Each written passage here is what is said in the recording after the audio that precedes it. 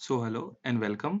तो आज हम लोग इस वीडियो में देखने वाले हैं क्लास 10th का सोशल साइंस का chapter number 18 money and credit का नेक्स्ट टॉपिक।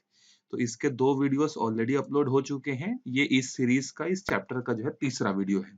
तो टॉपिक का नाम क्या है हमारा? Insurance of a money. ठीक है।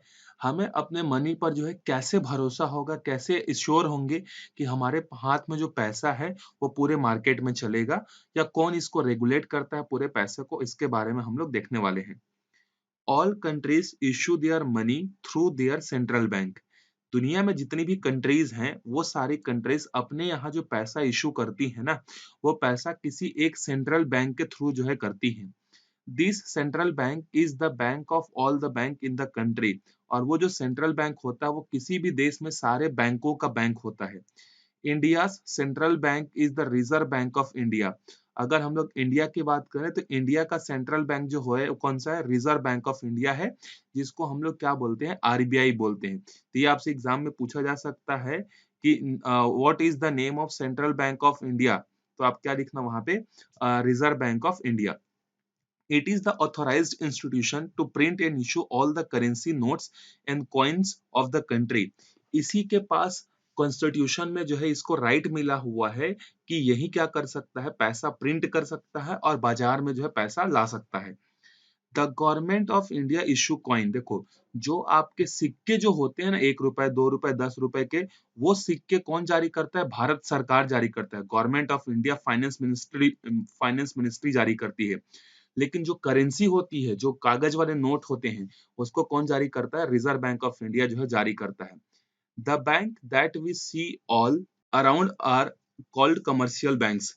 हमारे आसपास आपने जितने भी बैंक्स देखोगे, चाहे एचडीएफसी हो, पंजाब नेशनल बैंक हो, स्टेट बैंक ऑफ इंडिया हो, बैंक ऑफ इंडिया हो, ये सारे छोटे छोटे बैंक्स जो होते हैं ये क्या कहलाते हैं? कमर्शियल बैंक कहलाते हैं। The RBI gives them permission to operate. RBI ही क्या करता है? इनको परमिशन देता है क्या चीज के लिए? ऑपरेट करने का।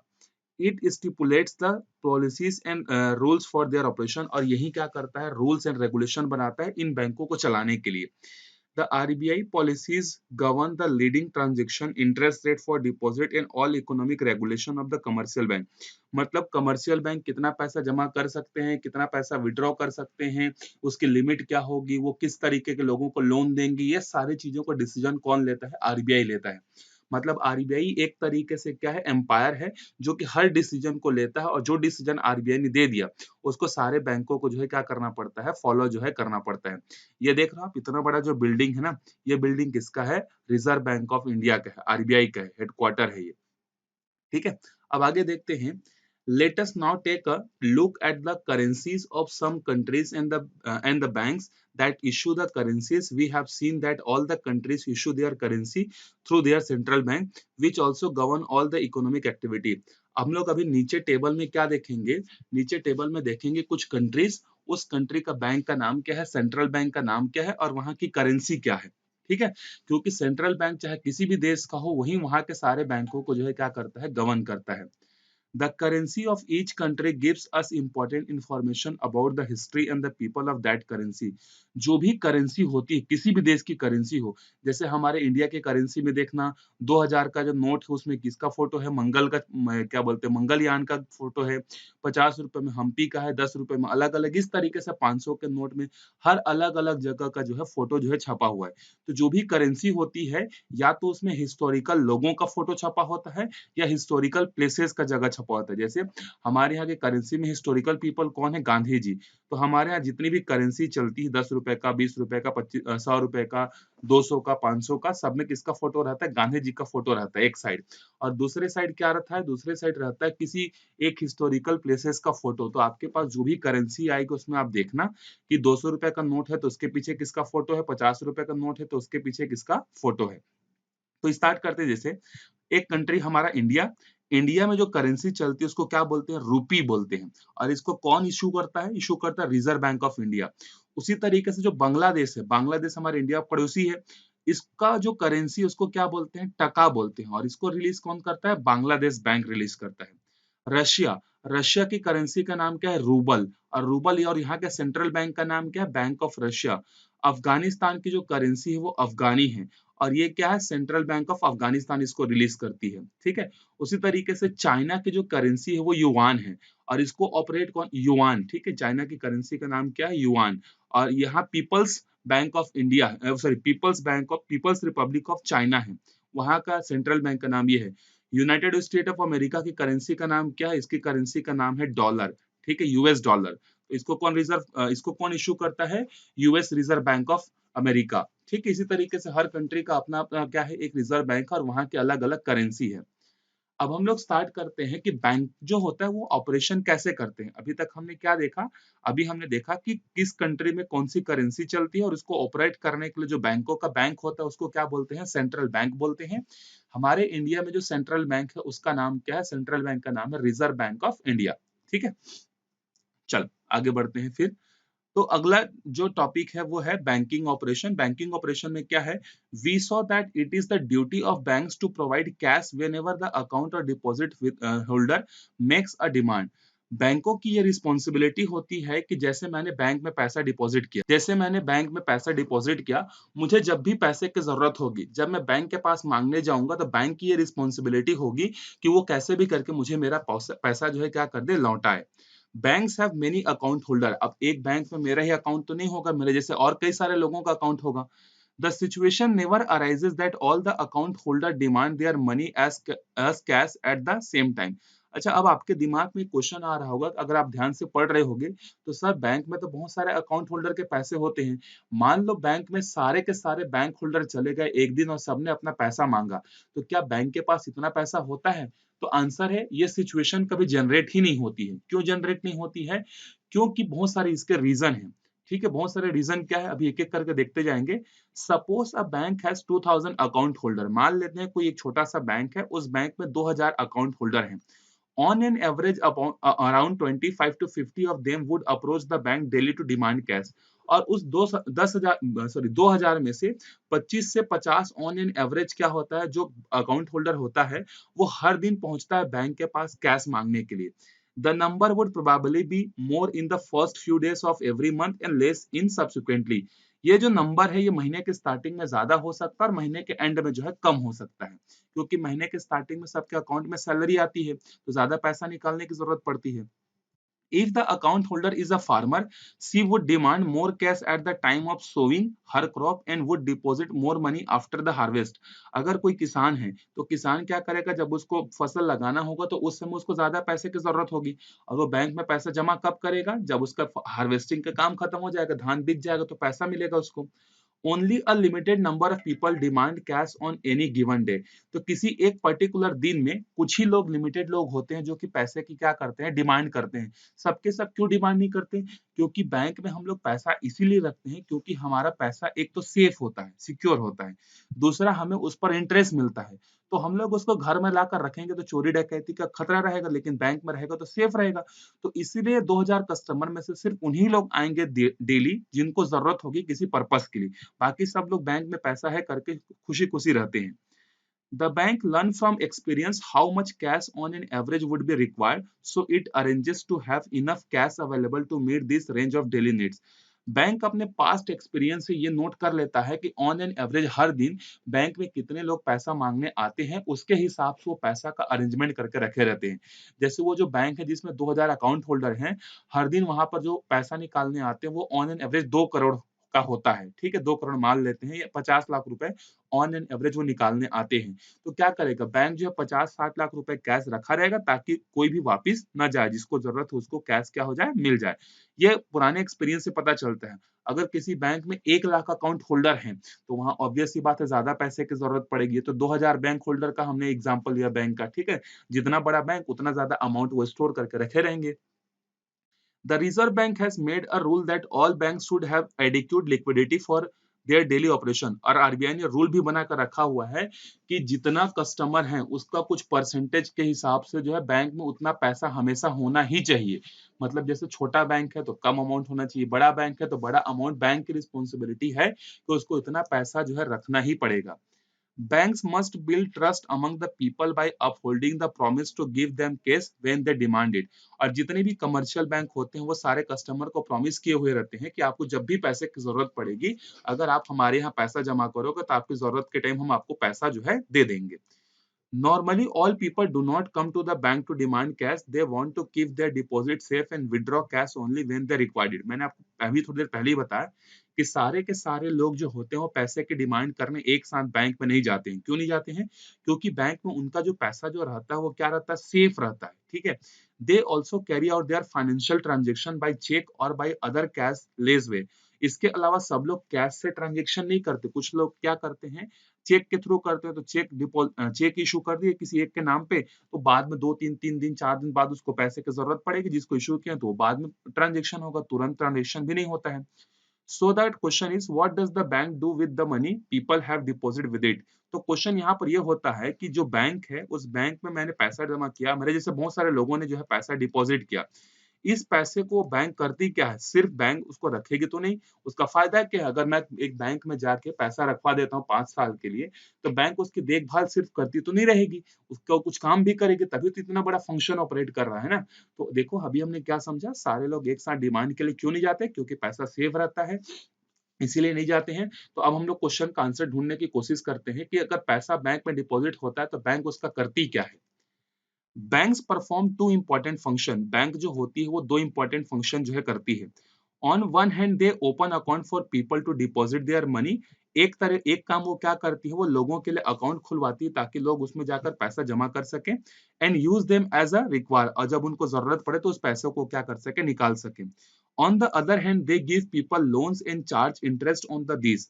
एक साइड तो वो क्या करते हैं, अकाउंट ओपन कराते हैं ताकि लोग आके पैसा डिपॉजिट करें, और दूसरे हाथ में वो क्या करते हैं, जिनको जिनको पैसे की जरूरत होती है उसको इंटरेस्ट रेट पर क्या करती है, पैसा जो है देती है.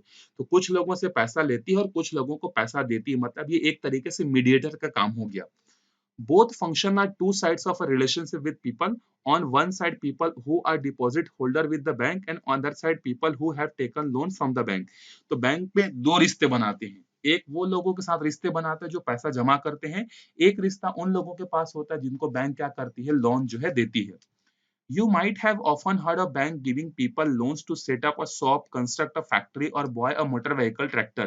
आप लोगों ने अभी बहुत सारी चीजों के बारे में सुना होगा कि जैसे किसी को दुकान खोलना है, किसी को फैक्ट्री बनाना है, किसी को नई गाड़ी खरीदनी है, ट्रैक्टर खरीदना है, तो लोग बोलते हैं कि हाँ बैंक से लोन लेके मैंने ये बनाया है, बैंक से लोन लेके मैंने रिक्शा लिया है, बैंक से लोन लेकर जो है मैंने ट्रैक्टर खरीदा है करके आपने सुना होगा. Where does the bank get money to extend loans to people? You might have seen that people put their saving in the bank, either in the saving account or a fixed deposit account. तो bank इनको loan कहाँ से देती है? क्या अपने घर से पैसा प्रिंट करके देती है? आंसर है नहीं. जो लोग पैसा डिपॉजिट करते हैं, चाहे सेविंग अकाउंट में हो चाहे फिक्स डिपॉजिट अकाउंट में हो, उन्हीं पैसे को ट्रांसफर करती है. The bank extend loans to people from a money deposited with it. The bank runs its operations and also gives interest to the saving and term account holder from the interest it earns from the borrowers. The bank is the between the two groups people in the society. पैसा deposit करती है और पैसा जो deposit करते हैं लोग उसी पैसे को दूसरे लोगों को देती है. अब मैं आपको एक एग्जांपल से बताता हूँ. ये है हमारा एक बैंक, ठीक है. ये है हमारे पास एक आदमी पांडु. इस पांडु ने क्या किया, बैंक में जाकर जो है क्या क्या पैसा 100 रुपए जो है डिपॉजिट किया. तो अब अगर मैं बैंक में जाके पैसा डिपॉजिट करूंगा तो 100 रुपए का 100 रुपए ही मुझे मिलेगा. 5 साल बाद तो कोई फायदा नहीं है. तो बैंक में जब मैं डिपॉजिट करने गया तो उन्होंने बोला कि सर देखो, अगर आप 1 साल बाद पैसा निकालने आओगे तो हम आपको इसमें 105 रुपए देंगे. 100 रुपए तो आपने जो दिया था उसको हम लोग देंगे, और 5 रुपए हम लोग अपने तरीके से जो अपने साइड से जो है हम लोग देंगे. इसको बोलते हैं इंटरेस्ट. तो जब पांडु बैंक में गया 100 रुपए लेकर 1 साल जमा करने के लिए, तो 1 साल बाद उसको कितना पैसा मिलेगा, उसका 100 रुपए खुद का मिलेगा और 5 रुपए उस पे एक्स्ट्रा मिलेगा. अब ये 100 रुपए बैंक के पास पड़ा हुआ है, तो बैंक क्या करेगा, ये 100 रुपए तो बैंक में पड़ा हुआ, इससे क्या फायदा, इससे अच्छा मैं किसी को दे देता हूँ. एक और आदमी आया जिसका नाम है, मान लेते हैं रिंकू. रिंकू ने आया और बैंक को बोला भैया कि मुझे ना घर बनाना है, कुछ सामान खरीदना, मुझे लोन चाहिए. तो बैंक ने बोला हम लोग इसीलिए तो बैठे हैं आपको पैसा देने के लिए. तो इसने क्या किया, 100 रुपए का लोन चाहिए था रिंकू को, तो रिंकू को 100 रुपए दे दिए. और इन्होंने बोला कि देखो 1 साल के लिए हम आपको लोन दे रहे हैं, लेकिन 1 साल बाद जब वापस करना होगा तो 100 का 100 नहीं लेंगे, हम इस पे आपका 10% इंटरेस्ट लेंगे. 10% इंटरेस्ट मतलब कितना देना पड़ेगा एक साल बाद रिंकू को? तो 110 रुपए। तो अब आप एग्जाम्पल में देखो, ये जो 100 रुपए है क्या बैंक ने अपने घर से लाया? नहीं। एक आदमी पांडु बैंक में गया 100 रुपए जमा करने, उसी 100 रुपए को उन्होंने किसको दे दिया? रिंकू को दे दिया। तो अब देखो इससे बैंक को भी फायदा हो गया, रिंकू का भी काम हो गया, पांडु का भी काम हो गया। कैसे? पांडु यहाँ पैसा जमा करने क्यों आया था? ताकि उसका पैसा सेफ रहे। तो उसका पैसा सेफ रहे और जब बैंक में जमा होगा तो कुछ एक्स्ट्रा पैसा मिल जाए। तो एक साल बाद जब पांडु आएगा तो उसका 100 रुपए का 100 रुपए वापस मिल जाएगा प्लस 5 रुपए एक्स्ट्रा मिल जाएगा। इससे पांडु भी खुश हो गया, 5 रुपए घर में पड़े रहता, 100 रुपए तो चोरी डकैती का खतरा बना रहता। बैंक में था तो सेफ था और 5 रुपए एक्स्ट्रा भी मिल गया। रिंकू भी खुश, रिंकू को कुछ काम था 100 रुपए का, उसको 100 रुपए मिल गए और एक साल बाद उसने 110 रुपए लाकर लौटा भी दिए। तो इसका भी काम हो गया, इसका भी काम हो गया और इन दोनों के बीच में बैंक को 5 रुपए का फायदा हो गया। कैसे 5 रुपए का फायदा हुआ? पांडु को लौटाना कितना था? 105 रुपए एक साल बाद। रिंकू ने एक साल बाद कितना लाकर पैसा दिया? 110 रुपए। तो 10 रुपए इसको फायदा हुआ कि नहीं? 100 रुपए तो 100 रुपए इसको दे दिया। अभी जो 10 रुपए एक्स्ट्रा है, इस 10 रुपए में से 5 रुपए इसको दिया, 5 रुपए जो है ये बैंक की कमाई है। तो ये तो 100 रुपए की बात हुई। ऐसे करोड़ों में ट्रांज़ैक्शन होता है, तो बैंकों के पास जो है करोड़ों रुपए का प्रॉफिट जो है बचता है। तो कई सारे लोग होते हैं, करोड़ों लोग होते हैं जो कि बैंक में पैसा डिपॉज़िट करते हैं और एट द सेम टाइम कई सारे लोग ऐसे होते हैं जिनको लोन चाहिए होता है। तो जो डिपॉज़िट करता है, बैंक उनको कम इंटरेस्ट देता है, ठीक है? लेकिन जो लोन लेता है उसको ज़्यादा इंटरेस्ट पर पैसा देता है और ज्यादा इंटरेस्ट पर पैसा देगा तो ज्यादा पैसा मिलेगा जिससे उस बैंक का क्या होगा? प्रॉफिट जो है होता है। इसी प्रिंसिपल पर बैंक जो है क्या करते हैं? अपना काम जो है करते हैं। यही चीज यहाँ पर देखो आपको डायग्राम में दिया हुआ है। एक बैंक है, यहाँ पर बहुत सारे लोग हैं जो कि पैसा डिपॉजिट करने आए। बैंक में मान लो 1000 रुपए सबने मिलकर डिपॉजिट कर दिया। ये 2 लोगों को 1000 रुपए चाहिए था। तो जब ये लोग जमा करने आए तो इनको बोला गया कि हम आपको 3% इंटरेस्ट देंगे। जनरली सेविंग अकाउंट पर जो इंटरेस्ट होता है वो 3-4% के आसपास ही होता है। लेकिन जब इन्होंने लोन दिया इन लोगों को तो इन्होंने 10%, 12%, 15% पर लोन दिया। तो जब ये लोन रिटर्न करेंगे तो बैंकों की कमाई होगी और इसी से बैंक क्या करते हैं? अपने एम्प्लॉइज वगैरह को जो है सैलरी वगैरह सब चीज जो है क्या करते हैं? प्रोवाइड करते हैं। तो ये हो गया बैंक का फंक्शन कि बैंक फंक्शन जो है कैसे करता है। ठीक है? अब एक और टॉपिक देखते हैं। मनी तो हमने हमारा चैप्टर जो है 2 पार्ट में बटा हुआ था। एक था मनी जिसके बारे में हमने पढ़ लिया। अब दूसरा है क्रेडिट। अब ये क्रेडिट क्या होता है देखो। We use money we have to pay for the things we need. However, many times we do not have enough for some purchases. हमें पता है कि हमें कोई भी सामान अगर खरीदना है तो उसके लिए हमें पैसे की जरूरत होती है। लेकिन कई बार ऐसा होता है कि हमारे पास सही समय पर जो है खरीदने के लिए पैसा नहीं होता है। लेकिन वो सामान खरीदना बहुत जरूरी होता है। तो हम लोग क्या करते हैं? या तो बैंक से या किसी आदमी के पास से जाकर लोन ले लेते हैं। We borrow money from our relative और पीपल। हम लोग अपने रिलेटिव से या कोई दूसरे लोगों से क्या करते हैं? पैसा जो है हम लोग ले लेते हैं। ठीक है? जरूरत पड़ते ही तो। अब इसी के हिसाब से क्या होता है आगे देखते हैं हम लोग। No or from traders or from institution that extend loans such as bank and other financial institute. The bank, individual or other institute extend the loan after accessing our financial capacity and we repay the loan after a fixed period of time with interest. अगर मुझे देखो, अगर मुझे 1000 रुपए की जरूरत है, मुझे 1000 का कुछ सामान खरीदना है, लेकिन मेरे पास 1000 नहीं है, तो मैं या तो किसी आदमी के पास जाऊंगा जिसको हम लोग क्या बोलते हैं? मुनीम बोलते हैं, लाला बोलते हैं, या मैं किसी जमींदार के पास जाऊंगा या किसी बैंक के पास जाऊंगा। तो मैं जिसके भी पास लोन लेने जाऊंगा पहले तो वो देखेगा कि इसको लोन देने की ये लोन रिटर्न कर सकता है कि नहीं। मुझे कोई भी आदमी लोन कब देगा? जब मेरी कैपेसिटी होगी उस लोन को रिटर्न करने की। सबके सब लोग यहाँ पर दान करने के लिए तो बैठे हैं नहीं कि इसको 1000 चाहिए, चल इसको 1000 दे देता हूँ।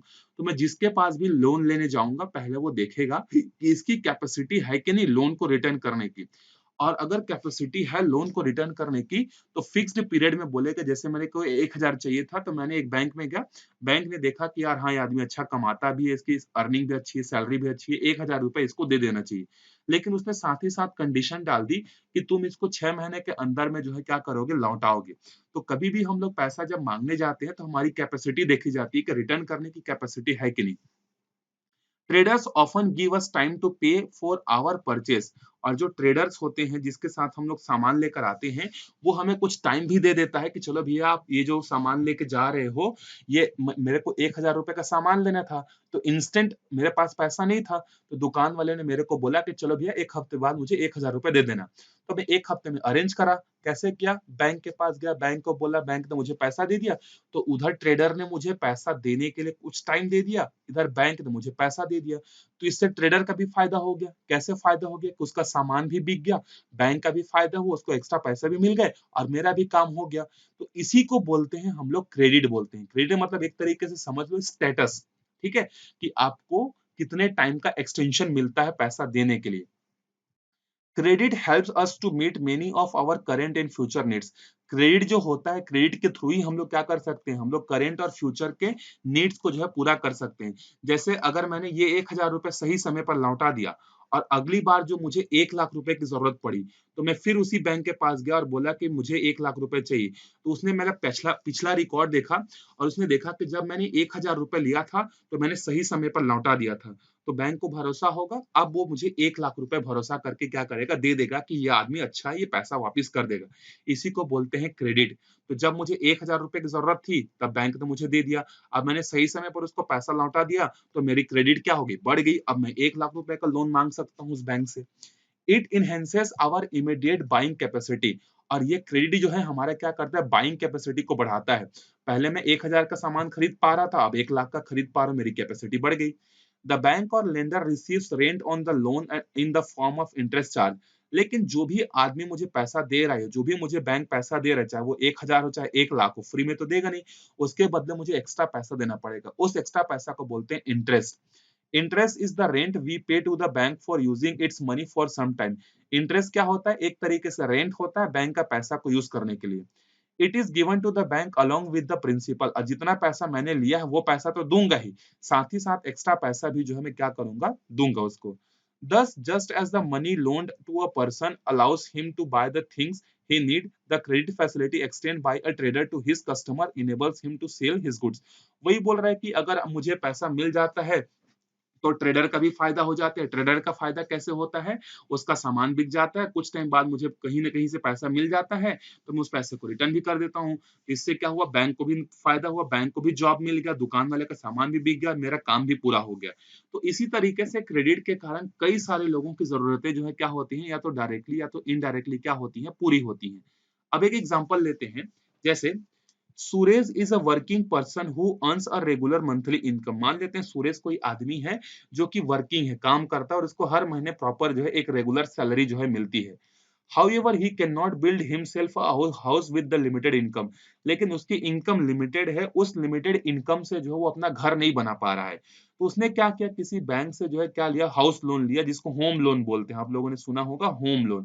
तो किसी बैंक में गया, HDFC, SBI, किसी भी बैंक में गया और वहां से उसने लोन लिया। The housing loan given by a bank opens up opportunities for the services and the material of many people in the construction business। तो जब बैंक सुरेश को लोन दे देगा तो वो सिर्फ सुरेश का काम नहीं कर रहा है। सुरेश को घर बनवाने के लिए सीमेंट, छड़, मिस्त्री सबकी जरूरत पड़ेगी कि नहीं? तो एक तरीके से बैंक जो है क्या करता है, उनको रोजगार भी जो है देता है। ठीक है? क्योंकि अगर बिल्डिंग मटेरियल चाहिए तो बिल्डिंग मटेरियल के लिए उसको पैसा देना, बिल्डिंग मटेरियल जो देगा उसको एक तरीके से रोजगार मिलेगा। ठीक है, कारपेंटर को एक तरीके से रोजगार मिलेगा। तो बैंक भले ही सुरेश को लोन दे रही है, लेकिन इसके थ्रू कई सारे अलग अलग लोगों को जो है वो क्या कर रही है, एम्प्लॉयमेंट भी जो है प्रोवाइड कर रही है।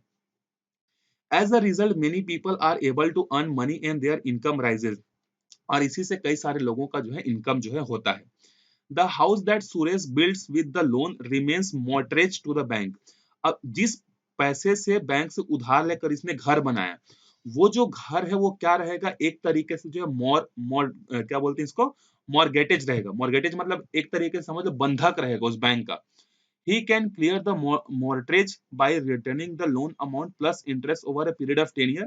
मान लो सुरेश ने जो है 10 लाख रुपए का लोन लिया था और ये 10 लाख रुपए का लोन उसको 10 साल में लौटाना था विथ इंटरेस्ट ऑफ 3%, या मान लेते हैं 8% इंटरेस्ट पर। तो वो जो सुरेश ने जो घर बनवाया है, वो घर बैंक के पास गिरवी रहेगा, एक तरीके से समझ लो। और वो फ्री कब होगा, जब वो 10 साल बाद वो 10 लाख रुपए और उसका जो भी इंटरेस्ट है उसको अगर लौटा देता है। अगर उसको नहीं लौटा पाए तो बैंक उसको क्या करेगा, सीज कर देगा। तो 10 साल तक वो क्या रहेगा, बैंक के अंदर में ही रहेगा जब तक उसका पूरा पैसा लौटा नहीं देता। वो घर जो है एक तरीके से बैंक का है। The loan has a positive benefit. Most bank loans are usually given by the mortgaging some asset. बैंकें कई बार क्या होती हैं, ऐसी जो है मुंह उठाकर किसी को उधारी नहीं दे देती हैं, बल्कि उसके बदले वो कुछ डिमांड करती हैं। जैसे आप कुछ सोना जमा कर दो, अपना जमीन हमारे नाम पे कर दो, ये जमीन किराए पर दे दो, या कुछ इस तरीके से प्रॉपर्टी वगैरह, लोन वगैरह जो है क्या करती है, गोल्ड वगैरह जो है क्या करती है, रखने को बोलती है। उसके बाद उसको क्या मिलता है, पैसे जो है मिलते हैं। चाहे कार खरीदना हो, बिल्डिंग खरीदना हो, कुछ भी हो, एक तरीके से आप कुछ गिरवी रख दो, उस गिरवी के बेसिस पर जो है बैंक आपको क्या करेगा, पैसा दे देगा। और फिर जब आप जितना पैसा लिए हो वो और जितना इंटरेस्ट है वो अगर सब चुका दोगे तो वो सारा चीज आपको फिर से वापस मिल जाएगा। तो इस वीडियो में यहीं तक देखेंगे। अगले वीडियो में हम लोग स्टार्ट करेंगे एक और एग्जांपल।